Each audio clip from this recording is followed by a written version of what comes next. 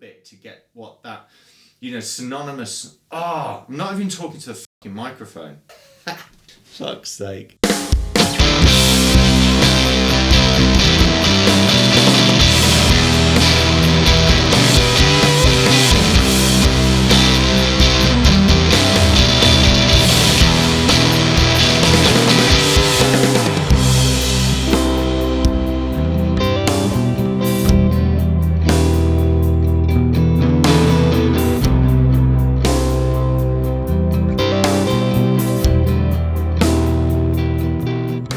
What's up, Doomers? I'm here today to tell you why the goddamn internet is just getting this pedal wrong.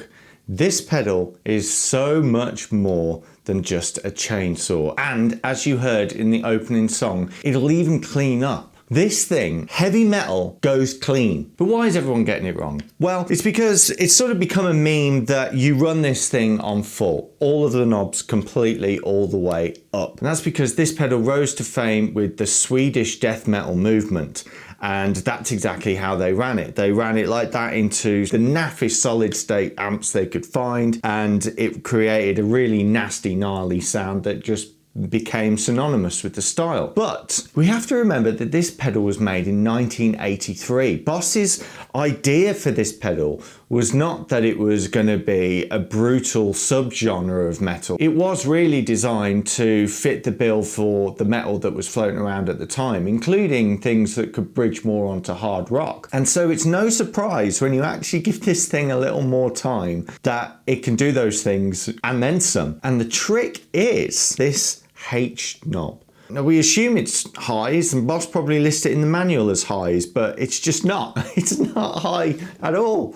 It's a mids knob. And so really what that does in today's context is bridge us from classic vintage metal right the way up to huge, thick modern sounds. Now of course this is the Waza version. It's got a little toggle on the back to go into custom mode, which slightly changes that mids character again. But today I'm mostly going to keep it on the standard mode because it was good enough anyway, and that custom mode is just a bonus for the Waza Craft version. So to kick things off, let's hear it doing some old school.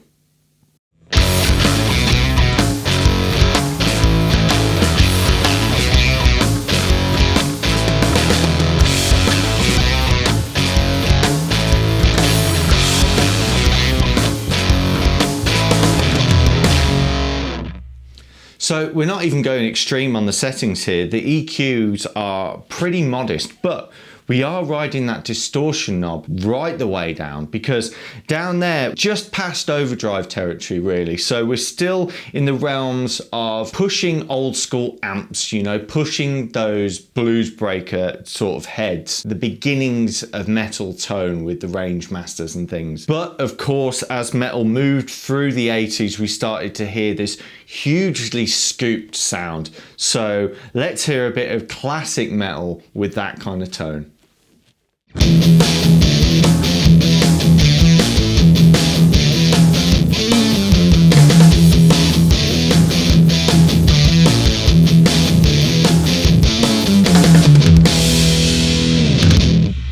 So you can hear there's still plenty of high end, even though that high knob is down, because it's not a high knob, it's a mid knob.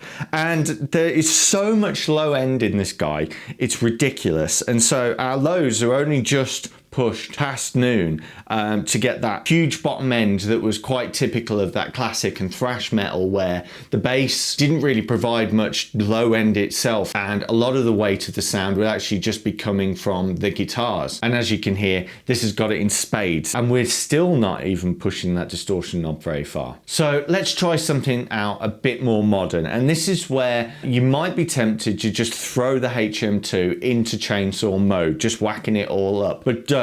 Keep it backed off. Keep particularly the high knob backed off. We're going to push both of them just past noon, and we'll get this fat, harmonic, rich, super chug tone that's awesome on lower tunings. So let's check it out.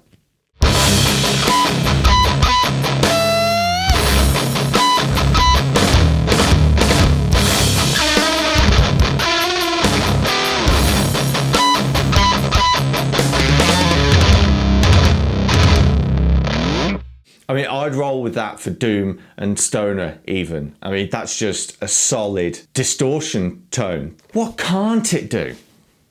I mean, could it do blues?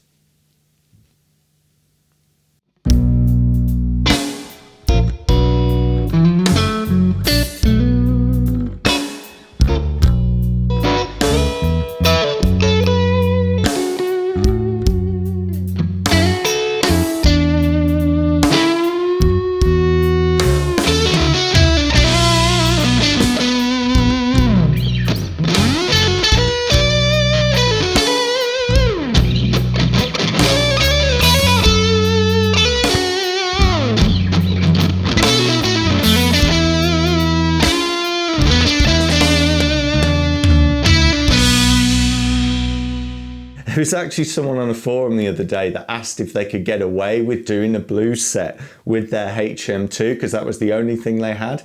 And I was pleased to see that so many people were telling them, fuck yeah, you can. It's awesome. It doesn't have to be Waza Craft. It doesn't have to be vintage either because those things go for more, I think. There's plenty of good clones out there. We'll be moving on to one of those clones in a coming video. So stay tuned for that because it is going head to head with this and we'll see how it compares. But until that time, fuck you, Doomers.